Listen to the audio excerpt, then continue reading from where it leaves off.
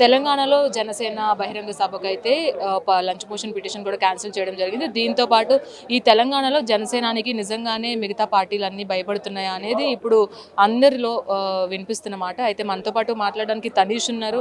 తనీష్ చెప్పండి, ఈ సభని పర్మిషన్స్ ఇవ్వకపోవడము, అలాగే ఇంటి వద్దనే కళ్యాణ్ గారు ప్రెస్ మీట్ పెట్టడం, ఇవన్నీ కూడా తెలంగాణ రాజకీయాల్లో ఇప్పుడు హాట్ టాపిక్గా మారాయి. అదేవిధంగా జనసేనానికి నిజంగా భయపడుతున్నారా? 100% తెలుస్తుంది కదా, భయపడుతున్నారో లేదో. మూకమ్మడి పార్టీ స్పీచ్లు పెట్టి ప్రెస్ మీట్లు పెట్టి మాట్లాడాల్లో అసలు సంబంధమే లేని రీజన్స్తో కన్వెన్షన్ ఏదైతే సబ్ పెట్టుకున్నామో ఆ కన్వెన్షన్లో పార్కింగ్ రీజనో లేదా శాంతి భద్రతల లోపం అంతేం చేసామో ఏం జరిగిందో నాకైతే ఇప్పటిదాకా తెలియదు. వీటన్నిటితో ఈ సభ జరిగితే ప్రాబ్లం అవుతుంది అనే ఇదితో ఉన్నారు. అంటే అసలు జనసేన అంటే జనసేన తరపు నుంచి ఏం శాంతి భద్రతల లోపం కలిగిందో నాకైతే అర్థం కాలేదు. ఇప్పటిదాకా మేము ప్రెస్ మీట్లో వాళ్ళు అడిగిన అంటే వాళ్ళు వేసిన అభాండాలు, తప్పుడు అభాండాలని తిరిగి కొట్టడమే వాళ్ళకి శాంతి భద్రతల లోపమా, లేదా వాళ్ళు బూతులు తిడుతున్నా మేము చాలా డిగ్నిఫైడ్గా చాలా ఆలోచనతో ఒక మాట అనకుండా మీరు మాట్లాడేది తప్పు అని ఖండించడం శాంతి భద్రతల లోపమా మాలో? ఇప్పుడు చూసుకున్నట్లయితే అంటే తెలంగాణ ఆంధ్రప్రదేశ్లో అభివృద్ధి ఏ విధంగా ముందుకు తీసుకెళ్తున్నారో ఒక డిప్యూటీ సీఎం పదవిలో ఉండి మనం చూస్తూనే ఉన్నాం. అదేవిధంగా తెలంగాణకి కూడా ఆయన కొండగట్ట ఆంజనేయ స్వామి కావచ్చు, వివిధ ఎప్పుడైనా కానీ ప్రాబ్లం వచ్చినా ఆయన ముందుండే వ్యక్తి. రెండు రాష్ట్రాలని కూడా ఒకే తాటిపైన ఆయన ఒకే విజన్తో చూస్తూ ఉంటారు. కానీ జనసేనాని భవిష్యత్తులో జనసేనాని బలోపేతం చేస్తారు, ఖచ్చితంగా మాకు డ్యామేజ్ జరుగుతుంది అనే ఉద్దేశంతో ఇవన్నీ చేస్తున్నారంట. 100% ఆయన ఆంధ్రప్రదేశ్లో డిప్యూటీ సీఎంగా ఉంటూ తెలంగాణకి ఎన్నో చేస్తున్నారు. ఇక్కడ ఉన్న మినిస్టర్లే వాళ్ళ కాన్స్టిట్యున్సీలు చేయట్లేదు ఆ పనులు. సో అక్కడుండే ఆయన ఇక్కడ చేస్తున్నాడనే ఆలోచనే ముందు భయం పట్టింది. అలాంటిది అంత చేసిన ఆయన జనసేన పార్టీ, జనసేన నాయకులు, జన సైనికులు ఇక్కడ వచ్చి దాన్ని ముందుకు తీసుకెళ్తారు అంటే భయం పుట్టదా? 15 సంవత్సరాల నుంచి ఉన్న లీడర్సే ఉండి వాళ్ళు మారి వాళ్ళు ఒకవేళ వేరే పార్టీ గవర్నమెంట్లోకి వస్తే ఆ పార్టీలో ఉన్న వాళ్ళు మళ్ళీ ఈ పార్టీలోకి వచ్చి మళ్ళీ వాళ్ళే మంత్రులు అయ్యి మళ్ళీ వాళ్ళే ఎమ్మెల్యేలు అయ్యి, లేదు ఇక్కడ ఓడిపోయారంటే అక్కడికి వెళ్ళి అక్కడ కూర్చుని, అంటే ఇది ఏంటంటే ఎవ్వడు ఇంకేం లేదు, మనం తింటా కూర్చోవాలి. మధ్యలో ఎవడన్నా వస్తే అమ్మో. ప్రజల్లో ఈ భావం అనేది లేదు, ప్రాంతీయ భావం అనేది కనిపించట్లేదు, అన్నదమ్ములుగా ఉంటున్నారు. కానీ ఈ పార్టీలు ఏవైతే ఇప్పుడు వస్తే వ్యాపారాలు చేసుకుని వెళ్ళండి కానీ ఇక్కడ రాజకీయాల్లోకి రావడానికి వీల్లేదు అని కొంతమంది వ్యక్తపరుస్తున్నారు, సమాధానం చెప్తున్నారు. ఖచ్చితంగా పవన్ కళ్యాణ్ని తెలంగాణకి రానివ్వము అనేది చాలామంది చెప్తున్నారు. దీనికి మీరేమంటారు? పవన్ కళ్యాణ్ గారిని తెలంగాణలోకి రానివ్వకుండా ఉండడానికి ఎవడన్నాడు? వాడు అసలు ఆల్రెడీ ఇక్కడే ఉన్నారు. ఆయన దిగుతాడు, ఆయన వస్తాడు, ఆయన వెళ్తాడు. వీళ్ళు కనీసం ఆయన చెప్పు కింద మట్టిని కూడా తాకలేరు. వీళ్ళు అనుకుంటున్నారు మాట్లాడినమండి, క్షమాపణ చెప్పాలి అని కూడా అంటున్నారు. మీకు అదే చెప్తున్నా, ఇది ఎన్నో సందర్భాలలో ఎన్నో ప్రెస్ మీట్లో కళ్యాణ్ గారు మాట్లాడడం జరిగింది. గత వారంగా మేమందరం దాన్ని ఎక్స్ప్లెయిన్ చేయడం జరిగింది, వీడియోల ప్రూఫ్లతో చూపించడం జరిగింది.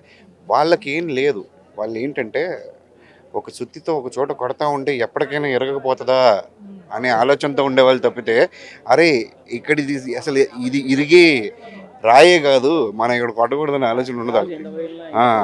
సో గాజు గ్లాస్ చెప్పాడు మనం, వాళ్ళు పగలు కొట్టనివ్వండి, మేము ఇంకా పదునవుతూనే ఉంటాం. ఇంకోటి ఏంటంటే ఈరోజు జరిగిన దానికి 2 రాష్ట్రాలు కాదు, ఏ రోజు నాకు తెలిసి దేశం అంతా మాట్లాడుకుంటూ ఉంటుంది. ఎవరు రైటో ఎవరు రాంగో అనేది అర్థమైపోతుంది. ఏం భయపడకండి, మీకు వాళ్ళందరికీ ఎవరెవరైతే భయపడి ఇప్పుడు ఈ ప్రాంతీయ విద్వేషం కలిగించి దాని ముసుగులో దాక్కుని ఉన్నారో వాళ్ళందరికీ టైం దగ్గర పడింది. సో చూసుకున్నట్లయితే ఈ ప్రాంతీయ విద్వేషంతో ఏదైతే ముందుకు తీసుకువెళ్తున్నారో అలాగే జనసేనాని తెలంగాణకి రానివ్వము, అలాగే జనసేన బహిరంగ సభకి ఈరోజు సాధక సమ్మేళనం ఏదైతే ఉందో దీనికి సంబంధించినంత వరకు పర్మిషన్స్ కూడా ఇవ్వకపోవడము, శాంతి భద్రతలకి దృష్ట్యా మేము ఈ పర్మిషన్ ఇవ్వట్లేదు అని వాళ్ళు చెప్పిన కుంటి సాకులు ఏదైతే ఉన్నాయో ఖచ్చితంగా జనసేన పార్టీ తెలంగాణలో బలోపేతం అవుతుంది, ఖచ్చితంగా వచ్చే ఎన్నికల్లో గట్టి పోటీ ఇస్తుంది అనే నేపథ్యంలో ప్రతి ఒక్కరు కూడా భయపడుతున్నారు. ఎందుకంటే ఈ రోజు చూసుకున్నట్లయితే ఇక్కడ అనేక సభలు జరిగినాయి. తెలంగాణ ఆవిర్భావ దినోత్సవ వేడుకలు చాలా చోట్ల జరుగుతున్నాయి. అటు ఇప్పుడు ప్రభుత్వంలో ఉన్న వాళ్ళు కావచ్చు, అలాగే ప్రతిపక్షాలు కావచ్చు, వీళ్ళందరూ కూడా ఇక్కడ సభలు ఏర్పాటు చేసుకుంటున్నప్పుడు శాంతి భద్రతలుకి విఘాతం కలగలేదా? కానీ జనసేన ప్రెస్ మీట్కి కేవలం ఇది బహిరంగ సభ కూడా కాదు, ఒక ఆత్మీయ సమ్మేళనంగా కార్యకర్తలతో తెలంగాణలో ఉన్నటువంటి అభ్యర్థులు కావచ్చు, కార్యకర్తలు కావచ్చు, వీళ్ళందరితో కూడా మాట్లాడే పరిస్థితిలో ఈ సమ్మేళనాన్ని అయితే జనసేనాని ఏర్పాటు చేశారు. మరి దీనికి ఎందుకు భయపడుతున్నారు అనే కోణంలో కూడా తనీష్ చెప్తున్నారు. అలాగే ఇక్కడ ఇప్పుడిప్పుడే కార్యకర్తలు అందరూ కూడా జనసేనాని కోసం వెయిట్ చేస్తున్నారు. ఏర్పాట్లన్నీ కూడా పూర్తయ్యాయి. Already lunch motion petition cancel అవడంతో సంధ్యా కన్వెన్షన్లో జరుగుతున్నటువంటి ఈ ప్రెస్ సభ ఏదైతే ఉందో దీనికి సంబంధించి క్యాన్సిల్ అయిన నేపథ్యంలో ఇంటి వద్దనే పవన్ కళ్యాణ్ ప్రెస్ మీట్ పెట్టబోతున్నారు. అలాగే ఈ ప్రెస్ మీట్లో ఆయన ముఖ్యంగా ఏ అంశాలపైన వివరించబోతున్నారు, అలాగే పార్టీ బలోపేతానికి తెలంగాణలో ఆయన చేసే కృషి కావచ్చు, కార్యకర్తలు ఏవైతే మెయిన్ గొంతుకుగా ఉండి ముందుకు వెళ్తున్నారో వాళ్ళకి సంబంధించినటువంటి ఏర్పాట్లు ఏవైతే ఉన్నాయో వాటన్నిటి మీద కూడా ఈరోజు సమీక్ష నిర్వహించుకున్నారు. ఇక్కడికి వచ్చిన కార్యకర్తలందరికీ కూడా ఒక దిశానిర్దేశం చేస్తూ కూడా భవిష్యత్ ప్రణాళికను అనేది ఆయన అనౌన్స్ చేసే అవకాశం ఉంది. కేవలం ఇటు తెలంగాణ నవనిర్మాణ సభగా ఇది జరగబోతుంది. దీనికి అడ్డుకట్ట వేయడము, అలాగే ప్రభుత్వాలు కూడా పర్మిషన్ ఇవ్వకపోవడము, దీని పట్ల పవన్ కళ్యాణ్ కూడా గత కొన్ని గంటల కింద ట్వీట్ కూడా చేశారు. కేవలం సభకు మాత్రమే పర్మిషన్ ఇవ్వరా, లేదంటే ఇంటి దగ్గర ప్రెస్ మీట్కి కూడా మీరు పర్మిషన్ ఇస్తారో లేదో తెలియదు, కానీ 4:30 గంటల నుంచి 5:30 గంటల సమయంలో ప్రెస్ మీట్ నా ఇంటి వద్దనే ఇక్కడ పెడతాను అని కూడా ఆయన ఒక హాట్ కామెంట్ కూడా చేయడం జరిగింది. దీనిపైన ఇటు తెలంగాణలో అభ్యర్థులందరూ కూడా కాస్త ఫైర్ అవుతున్నారు. అసలు ఎందుకు ఇన్ని సభలు జరుగుతున్న నేపథ్యంలో కేవలం జనసేన సభకే ఎందుకు పర్మిషన్ ఇవ్వలేదు అనే ఉద్దేశంతో కూడా వాళ్ళు మాట్లాడుతున్న పరిస్థితి చెప్తుంది. అమ్మ ఎక్కడి నుంచి వచ్చారు? మేము మల్కాజ్గిరి నుంచి వచ్చామండి. అమ్మ, ఇక్కడ తెలంగాణలో ఈ సభకి పర్మిషన్ ఇవ్వకపోవడము, దీన్ని ఎలా తీసుకోవచ్చు? జనసేనాని మరి కాసేపట్లో ప్రెస్ మీట్ పెట్టుకున్నారు. ఏ అంశాలపైన డిస్కస్ చేసే అవకాశం? మేము ఇవాళ తెలంగాణ దినోత్సవం సందర్భంగా అల్లర్లు లేగుతాయి అది ఇది అంటున్నారు. జెండా ఫ్లాక్సింగ్ మార్నింగ్ అయిపోయిందండి. ఈవినింగ్ కదా, ఇది 3 o'clock కదా. మొదటిసారిగా ఇక్కడ చేస్తున్నారు పవన్ కళ్యాణ్ గారు. ఆయన ఆపడం ఎంతవరకు న్యాయం? ప్రాంతీయ విభేదం ఉంది, ప్రాంతీయత అనేది ఇక్కడికి తీసుకొస్తున్నారు. మరి దీన్ని ఏ విధంగా చూసుకుంటారు మీరు యాజ్ తెలంగాణ మహిళగా? తెలంగాణ ఆంధ్ర అనేది కాదండి ఇక్కడ సమస్య. ఇక్కడ ఇప్పుడు కేటీఆర్ గారు కుమార్తె ఉంది, కవిత గారు ఉన్నారు. ఆవిడ ఏం చెప్తున్నారు? తెలంగాణ పవన్ కళ్యాణ్ గారిది, ఆంధ్ర తెలంగాణ ఎలా వస్తారని అడుగుతున్నారు. కేటీఆర్ గారిది 4 fathers ఎక్కడి నుంచి వచ్చారు? వాళ్ళందరూ ఆంధ్ర వాళ్ళు కదా. ఈ కవిత గారు ఎక్కడ పుట్టారేమో, కానీ వాళ్ళ 4 fathers ఎక్కడి నుంచి వచ్చారండి? ఇది పద్ధతి కాదండి.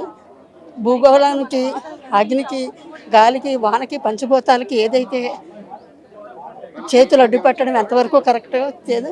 ఇది వీళ్ళు కావాలని తుఫాను సృష్టిస్తున్నారు. సామరస్యంగా జరిగిన దానికి గొడవలకి దారి తీస్తున్నారు. ఇది ఎట్టి పరిస్థితుల్లో మంచి పద్ధతి కాదు. ఇది భవిష్యత్తులో బలోపేతం కావడానికి మీ వంతు కృషి ఏ విధంగా చేస్తారు, ప్రత్యేకించి తెలంగాణలో? మా వంతు మా పవన్ కళ్యాణ్ గారిని మేము ఆదరిస్తాం. నా కన్న కొడుగ్గా నేను అనుకుంటాను మా పవన్ కళ్యాణ్ గారిని. ఇది చాలా అన్యాయం. ఇది విపరీతాలకి దారితీస్తుంది. ఇంతవరకు కూడా సామరస్యంగా తీసుకున్నాం మేము. ఆంధ్రాలో ఎలా అయితే ఆయనకు అడ్డు చెప్పి చేసి పతనానికి దారి అయిందో ఆంధ్ర, అదేవిధంగా ఇక్కడ అవ్వడానికి రెడీగా ఉంది. ఏంటంటే తెలంగాణ నుంచే మొదలుపెట్టారు ఆయన. జనసేన పార్టీ పుట్టిందే తెలంగాణలో, పురుడు పోసుకున్నది. ఆ తర్వాత ఆంధ్రాలో చేస్తున్నారు. ఇట్లా చేస్తే ఉక్కుపాదం మోపుతారు. ఇంకా మా పవన్ కళ్యాణ్ గారు ఆగరు కదా. ఏదైతే ఆంధ్రాలో ఒకప్పటి రాజకీయాలు ఏదైతే ఈ చంద్రబాబు విజయానికి, కూటమి ప్రభుత్వ ఏర్పాటుకి ఆంధ్రప్రదేశ్లో రాజకీయాలని తిరగరాసిన వ్యక్తిగా పవన్ కళ్యాణ్ ఏ విధంగా అయితే ఉన్నారో, ఖచ్చితంగా ఈ రోజు జరిగిన సిచ్యువేషన్ ఏదైతే ఉందో, సభని అడ్డుకోవడము, జనసేనాని సభ పెట్టుకోవడానికి పర్మిషన్స్ ఇవ్వకపోవడము, ఇదంతా కూడా తీవ్ర వ్యతిరేకతను అయితే తెలంగాణలో లేవనెత్తుతుంది. అలాగే ఖచ్చితంగా ఇదొక ఉక్కుపాదంగా కూడా పవన్ కళ్యాణ్ గారు ముందుకు తీసుకువెళ్తారు. ఆయన దేనికైనా సిద్ధంగా ఉంటారు. ఆంధ్రప్రదేశ్ రాష్ట్ర రాజకీయాలను ఏ విధంగా అయితే మార్చారో, అలాగే తెలంగాణ రాష్ట్ర రాజకీయాలని కూడా జనసేనాని ఖచ్చితంగా మార్చబోతున్నారు అనేదానికి ఇదొక సంకేతంగా కూడా ఇక్కడ కార్యకర్తలు అందరూ భావిస్తున్నారు.